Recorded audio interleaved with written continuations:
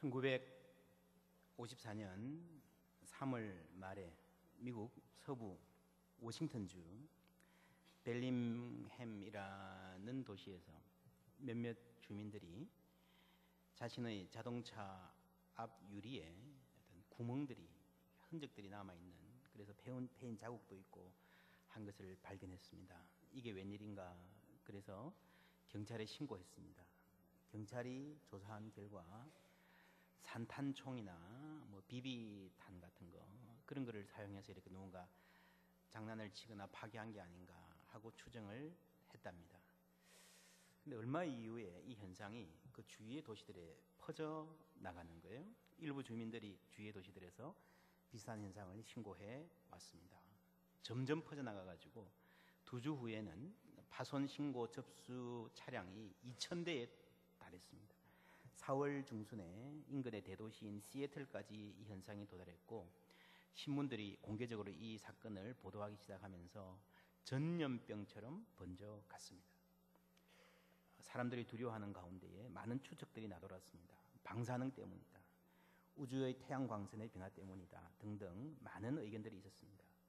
급기야는 4월 16일 시애틀 시장이 워싱턴 주지사와 아이젠하워 대통령에게 연방기관에 공식적인 도움을 요청하는 공문까지 보내기에 이릅니다. 주정부에서 과학자들로 구성된 위원회를 구성해서 이 사건을 조사했습니다. 결과는 놀라웠습니다. 사람들이 그렇게 두려워하던 그 파괴의 흔적들이 사실은 차를 타다 보면 이 모래 알갱이 같은 게 튀어가지고요, 자연히 생기는, 어느 지역에나 있는 현상이라는 겁니다. 이런 분석을 뒷받침하는 강력한 증거는 그 해당 지역에도 새로 산 차들에는요 전혀 흠집이 없었대요. 놀랍죠? 결국 이 사건의 결말은 그렇습니다.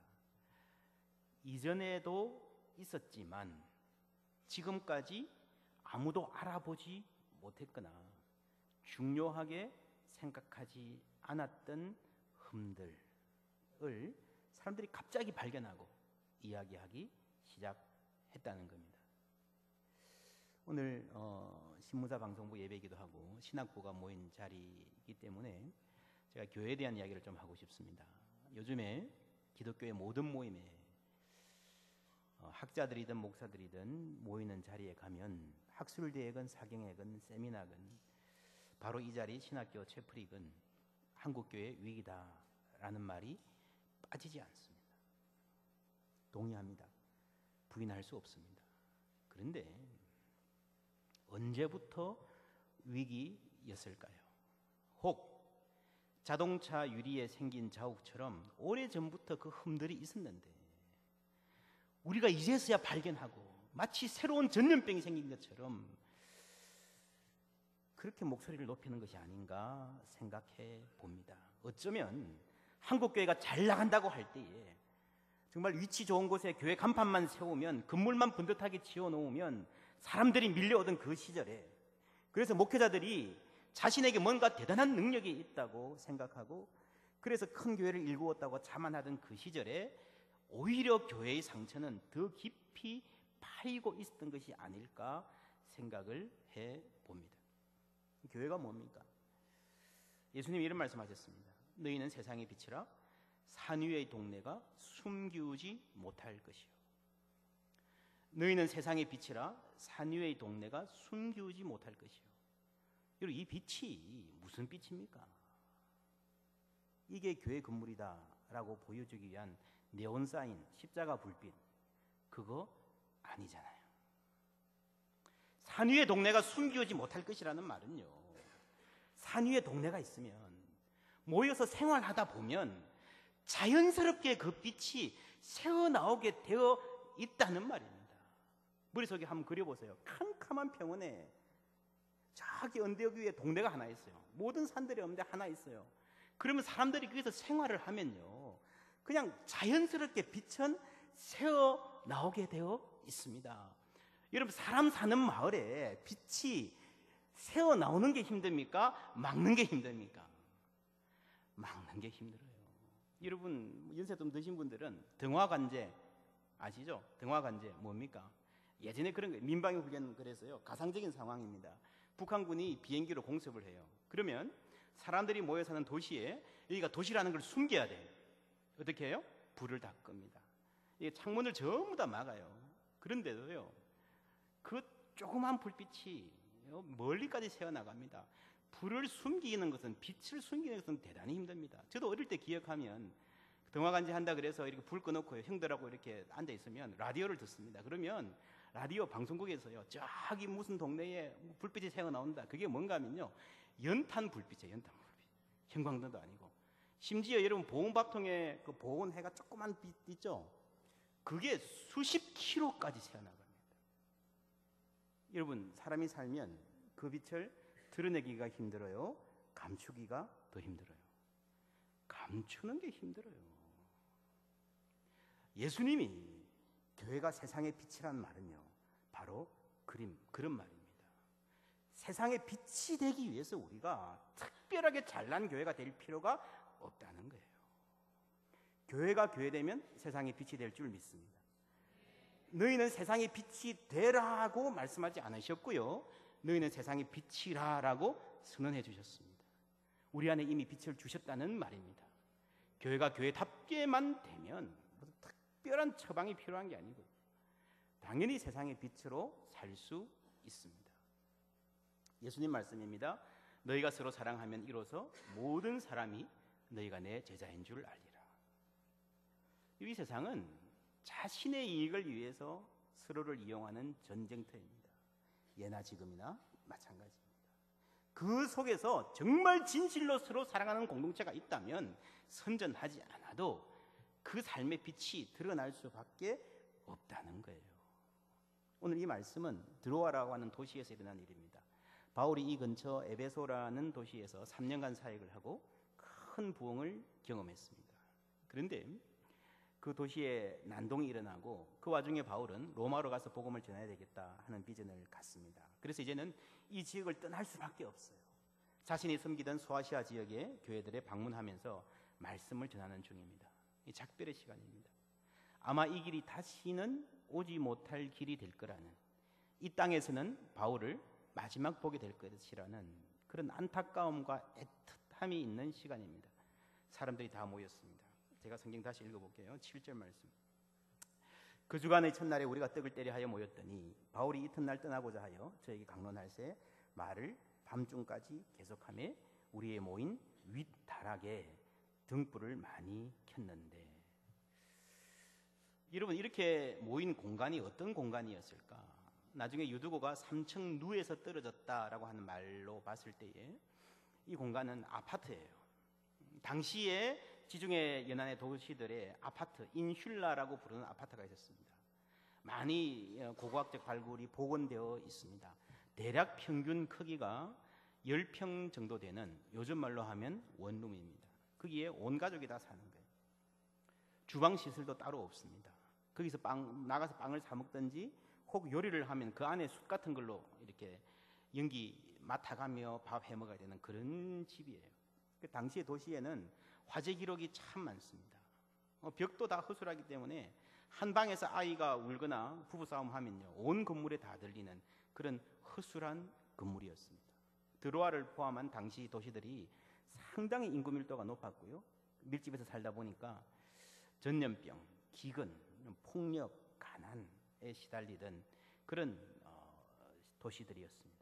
우리가 흔히 이상적으로 생각하는 그 초대교회가 사실은 그렇게 힘든 삶의 자리에 있었다는 거예요.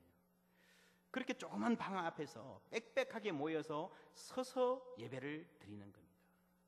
당시에는 교회당으로 따로 지은 건물이 없습니다. 적어도 AD 300년 이전에는 교회당 건물을 따로 지을 시도를 기독교가 하지 않았습니다. 그래서 이 조그만 아파트에 빽빽, 아마도 고린도 교회 같은 교회는 예외적으로 큰 저택을 가진 교회 성도가 있었던 것 같아요. 그래서 비교적 편안하게 예배를 드렸던 것 같은데, 근데 성경에 보면 그 비교적 편안하게 신앙생활을 했던 교회가요, 가장 문제가 많았던 교회였습니다. 대다수의 교회는 이렇게 정말 가난한 사람들끼리 좁은 공간에 빽빽하게 서서 성찬을 나누고 예배를 드리는 그런 공동체였습니다. 안식 후 첫날에 주일 밤에 모였다고 성경이 말합니다. 왜 밤에 모였을까요? 주일이라고 누가 예배 드리러 가라 안 그러잖아요. 그냥 하루 열심히 일해야 겨우 가정을 꾸리는 사람들이기 때문에 낮에 모일 수가 없어요. 많은 사람들이 누구의 노예였을 거예요. 혹은 믿지 않는 남편 눈치 보면서 밥 차려주고 겨우 나왔던 여자들도 많이 있었던 것 같습니다. 그러면 그 예배의 자리가 어떤 차림으로 왔을까요? 그 공간이 어떤 냄새로 가득 찼을 것 같습니까? 아마 우리 보고 여기 앉아 있으라면 5분도 못 견딜 그런 땀 냄새와 온갖 부담스러운 그런 부대끼는 분위기에서 있었을 거예요. 하루 종일 일하고 왔는데 바울은 앉아서 설교하고요. 예전엔 대부분 다 그랬습니다. 듣는 사람들은 서서 들어요. 근데 또 설교도 오래 해. 그러니까 조는 사람이 생기죠. 여러분 오늘 그 인터뷰에도 교수님이 수업하는데 자면 상처받는다 그러는데요. 목사들도 마찬가지입니다. 그래서 이런 바울이 설교해도 조는 사람이 있었구나 하는 말에 상당한 위로를 받습니다.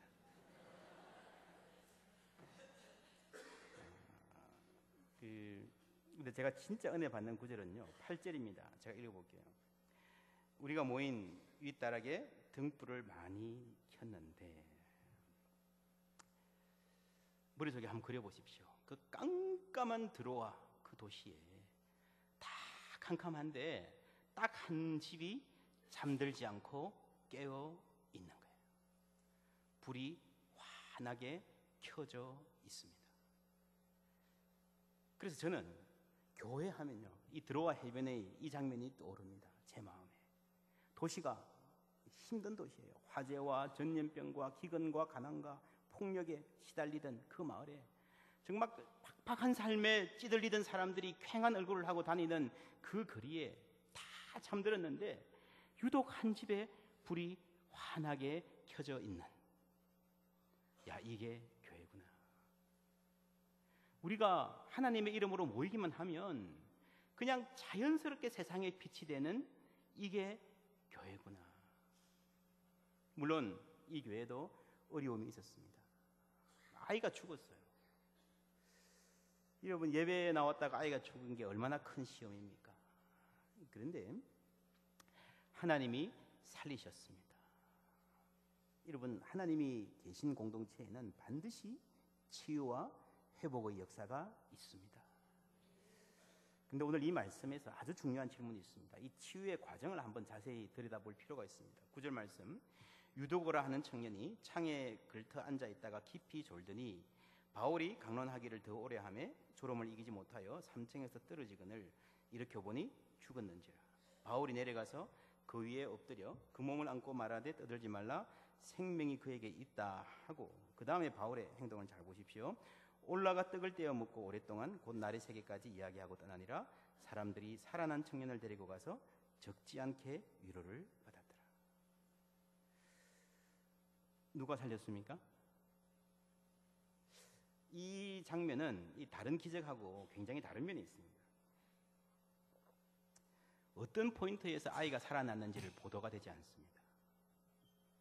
아이가 죽었는데 걱정하지 마라 그러고요. 바울이 살리려는 행위를 하지 않고 바로 올라가서 그냥 계속 말씀을 성찬을 하고 떡을 떼고 말씀을 계속해서 설교를 계속하는 거예요. 그리고 그 다음날 아침에 보니까 아이가 살아나 있어요.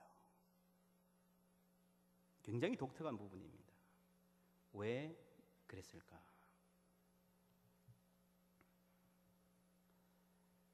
이제 바울의 시대는 갑니다. 만약에 여기서 사도 바울이 야 비켜봐, 내가 일으킬게, 미션이다 해가지고 그 순간에 딱 일어났으면 사람들이 박수를 쳤겠죠. 그 다음에 바울이 가고 나서 남은 교인들이 어떻게 살았을까요? 어려운 일이 생기면 과거를 그리워하면서 바울 같은 분이 우리에게 있어야 되는데 이제는 큰일 났다. 스타 목사 바울이 그 떠나간 자리, 거기서 그 추억의 그늘에서 그때가 좋았는데라고 추억하고 눈물 짓는 나약한 공동체가 되었을 거예요. 그렇지 않습니까? 저는 거기에 대한 바울의 신모 원료가 여기 있다고 생각을 합니다. 오늘날 한국교회 성장, 한때 서울의 강남의 교회들이 주도했는데 지금 앞장서서 교회를 망치는 교회들도 강남의 대형 교회들입니다. 서울의 한 대형 교회가 아주 많은 사고, 다양한 사고를 치고 지난주에도 크게 한국교회에 누를 끼쳤는데 많은 사람들이 그렇게 생각합니다. 그 교회가 굉장히 본래 좋은 교회였는데 이상한 성공지향형의 목사가 와서 이렇게 되었다. 그 전임 목사님은 참 훌륭한 분이었는데 그때가 좋았는데 꿈이여 다시 한번. 그렇지 않습니다. 지금 그 문제 많은 목사를 그 자리에 앉힌 사람이 그 전임 목사님이에요. 저는 그렇게 생각해요. 그 교회의 부작용의 많은 부분은요, 자동차 창문의 유리창 구멍같이 교회가 굉장히 성장할 때 이미 있었는데 사람들이 별로 주목하지 않다가 이제서 막 보기 시작해서 호들갑인 거예요. 남의 교회 사정이니까 확신 있게 말할 수 없습니다. 아니라 하더라도요, 그 전임 목사 혹은 강남의 스타 목사님들이 정말로 훌륭한 분이었다 하더라도요, 어쨌거나 그때가 좋았는데 꿈이여 다시 한번, 이런 생각은요 전혀 한국교회에 도움이 되지 않습니다. 신앙은 오늘도 살아서 우리 가운데 역사하시는 하나님을 믿는 거예요. 과거에 묻힌 하나님이 아닙니다. 우리 성경 여호수아 1장 한번 찾아보십시다. 구약 성경 여호수아 1장.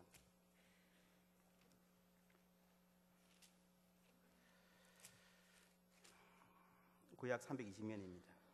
6절. 강하고 담대하라. 너는 내가 그들의 조상에게 맹세하여 그들에게 주리라 한 땅을 이 백성에게 차지하게 하리라. 오직 강하고 극히 담대하여 나의 종 모세가 내게 명령한 그 율법을 다 지켜 행하고 우로나 좌로나 치우치지 말라. 그리하면 어디로 가든지 형통하리니 이 율법책을 내 입에서 떠나지 말게 하며 주야로 그것을 묵상하여 그 안에 기록된 대로 다 지켜 행하라. 그리하면 내 길이 평탄하게 될 것이며 내가 형통하리라. 이런 우리에게 참 큰 희망과 용기를 주는 말씀입니다. 언제입니까? 모세가 죽었을 때입니다. 1장 1절, 여호와의 종 모세가 죽은 후에. 무슨 말인가 하면요, 충격인 거예요. 40년을 모세의 지팡이 끝만 보고 달려온 사람들인데 그대로 남겨진 백성들의 마음이 어땠을까요? 그리고 그 엄청난 백성을 책임져야 하는 여호수아의 마음은 어땠을까요? 얼마나 큰 좌절과 절망, 불안이 있었겠습니까? 그런데 여러분, 성경을 보면요, 정말 위대한 역사는 지금부터 시작되는 거예요. 모세에게는 좀 미안하지만 모세는 40년 동안 광야에서 왔다 갔다 한 것뿐이잖아요. 이제 진짜는요, 지금 여호수아 안에서 시작되는 겁니다. 여호수아 시대에. 그런데 여호수아는 떨고 있습니다. 왜요? 모세가 죽었기 때문에. 모세는 죽었지만 하나님은 살아 계십니다. 인간의 눈으로 아무리 상황이 어렵다 하지만 우리에게 하나님이 계신 한 소망이 있는 줄 믿습니다. 주의 종 모세가 죽은 후에 저는 이 말씀을 묵상하면 그런 생각이 들어요. 어쩌면 2절에 내 종 모세가 죽었으니 이제 너는 일어나 가라. 이게 모세가 보면 굉장히 섭섭한 모세가 죽었으니 가라. 이제 모세의 시대는 지났다. 모세도 훌륭한 시대였지만 너는 훨씬 더 위대한 시대를 열 것이다. 모세가 죽어야 된다는 거예요. 바울은 이미 지나가는 사람이에요. 바울은 사라지지만 하나님의 능력은 여전히 남아서 그 공동체에 함께 할 것이라는 확정으로 우리 오늘 본문 말씀을 읽을 수 있습니다. 그리고 위에 올라가서 뭘 했는가 하면요, 성찬 그리고 말씀, 이거는 늘 하던 거예요. 공동체의 일상적인 삶입니다. 여러분, 우리가 교회에서 치유 아주 중요한데, 근데 여러분, 저는 이 공동체의 치유와 회복의 역사를 굉장히 중요하게 생각하는데 치유 집회 이런 타이틀을 걸고 요란하게 하는 거 반대입니다. 하나님은 그런 식으로 우리를 치유하지 않습니다. 심지어 뭐 모아놓고 뭐 손들으라 뭐 저기 축농증 나왔어요 뭐 이런 거요. 여러분 너무 혹하지 마십시오. 그게 거짓말이란 말이 아니고요. 그리스도인의 공동체에서 치유는 일상적입니다. 오늘 이 말씀에서 보듯이 누구나 평범한 그리스도인들이 주님의 이름으로 모여서 함께 말씀 나누고 사랑하는 그 공동체 안에 하나님이 그 은혜로 치유를 베풀어 주시는 거예요. 그럼 대부분 치유는 그렇습니다. 나 이거 치유 받아야 돼 그게 아니고요. 그냥 생활하다 보면 뒤를 돌아다보면 문득 내 삶의 깊은 상처들이 이미 해결되어 있는 거예요. 이제는 안 아프네. 옛날에 참 아팠었는데. 나를 그렇게 힘들고 괴롭히던 기억들이 사라지는 날이 나도 모르게 오는 것. 그게 진짜 치유입니다. 지금 제가 보기에 한국 교회는요 특별이라는 단어의 중독입니다. 무슨 특별 집회, 뭐 특별한 강사, 특별한 영웅, 뭐 총동원하고 뭐 새벽기도도 특별 새벽기도 해야 모이고요. 거기에 승부를 거는데요. 여러분 승부는 어디서 나는가 하면요 일상생활에서 납니다. 여러분에게 가장 소중한 예배의 자리는요 여러분 교회에서 드리는 1년 52주 그 주일 예보다 더 소중한 하나님 만나는 자리는 없어요. 그보다 더 특별한 건 없습니다.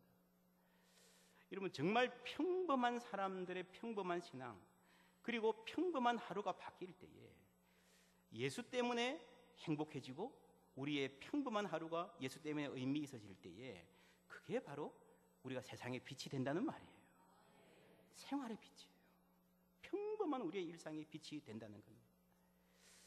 우리 오늘 우리 언론, 학내 언론을 열심히 섬기시는 우리 방송국 신문사도요.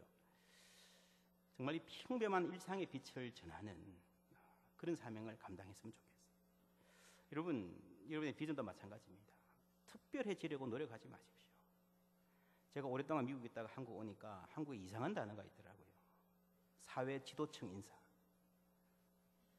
근데 사회 지도층 인사 검색해 보니까 이제 너무 이상한 단어여가지고 전부 다 무슨 사고친 이야기밖에 없어. 뭐 뇌물 받고 뭐 성희롱하고 뭐. 지도층 이런 사람이 참 이상한 말이에요. 그죠? 돈 좀 많고 무슨 직위에 오르면 지도층 인사라 그러는데 누가 지도해달라 그랬나? 소위 한국교회를 대표한다는 사람들이 그래요. 누가 대표해달라 그랬나? 그 사람들이 교회를 망치고 있습니다. 여러분 평범한 사람들, 평범한 교회가 소망입니다. 스타 목사가 소망이 아니라 공동체가 이 땅의 희망입니다. 사도신경에 나오는 교회를 믿사오며 우리가 교회를 믿잖아요. 이 교회를 통해서 살아서 역사하시는 하나님은 내일도 여러분의 시대에도 여전히 역사할 것입니다. 성도의 교제를 믿습니다. 뭡니까? 그 교제 안에서 하나님이 함께 하신다는 겁니다. 어디서 출발해야 할까요? 이 소망의 이야기가 12절 말씀 제가 다시 읽어볼게요. 사도행전으로 돌아가서 20장 사람들이 살아난 청년을 데리고 가서 적지 않게 위로를 받았더라. 위로를 받았다는 말이 이해가는데 여러분 사실은 이 본문에 적지 않게라는 말이 참 이상한 말이에요. 사람이 죽었다가 살아났잖아요. 큰 위로지. 그렇죠? 엄청난 위로죠. 사실 뭐 죽은 사람 살아난 거 본 적 있습니까? 압도적인 위로가 임하고 기쁨이 임해야 되는 그 자리에 적지 않게라는 말을 쓴 거거든요. 상당한 의도가 있습니다. 여러분 사람이 죽었다 살아난 그 기쁨과 그 희열로도 감당하지 못할 만큼 큰 슬픔과 인생의 무게가 그 공동체에 있다는 거예요. 바울이 떠납니다. 교회 앞에 험난한 일이 아마 있을 겁니다. 뿐만 아니라 이 성도들, 모인 성도들 개개인의 삶에 눈물 흘릴 일이 참 많을 거예요. 상처가 있고 정말 몸부림치는 아픔들이 있습니다. 여러분들이 앞으로 졸업을 하시고 교회를 리더가 돼서 섬기신다면 여러분 잊지 마십시오. 여러분이 교회에서 만나는 모든 사람은 한 사람도 빠짐없이 무거운 인생의 짐에 눌려서 교회에 나온다는 사실입니다. 위로가 필요합니다. 여러분 간곡하게 부탁드립니다. 한 영혼 사랑하는 것을 배우십시오. 한 영혼의 고민과 눈물을 닦아주기 위해서 모든 것을 바치는 사람이 하나님 사랑하는 사람입니다. 대단한 전략과 기술을 가지고 특별한 일을 하려고 하지 말고요. 한 영혼을 사랑하고 여러분 주위에 눈물 흘리는 한 영혼이 있으면 붙잡고 기도해 줄 수 있다면, 아니 기도 잘 못해도요 함께 울어줄 수만 있다면 하나님께서 그 마음을 귀하게 보시고 여러분의 열정을 귀하게 사용해 주실 것입니다. 저는 단언합니다. 한국교회에 희망이 있다면 한 영혼을 천하보다 귀하게 여기는 목회자들에게서 시작할 것이라고 저는 확신합니다. 눈물 흘리는 한 사람에게 위로와 소망을 줄 수 있으면요, 그 교회가 세상의 소망이 되는 거예요. 깨어진 한 가정, 좌절하고 있는 한 가정을 회복시키고 소망을 줄 수 있으면요, 그 교회가 이 세상의 희망이 되는 거예요. 여러분 이 시대에 얼마나 자녀 교육에 고민이 많습니까? 우리가 부모들을 만나서 예수 그리스도가 여러분 자녀의 삶의 주인이 되시기만 하면 여러분 자녀는 이 세상을 멋지고 당당하고 보람있게 살 수 있습니다. 그것만 선포할 수 있어요. 그걸 통해서 하나님께서 새로운 세대, 새로운 역사를 일으키실 것입니다. 모세도 밟아보지 못했던 약속의 땅, 여호수아에게 허락했던 하나님이 여러분의 앞날에 함께 하실 줄 믿습니다. 기도하겠습니다.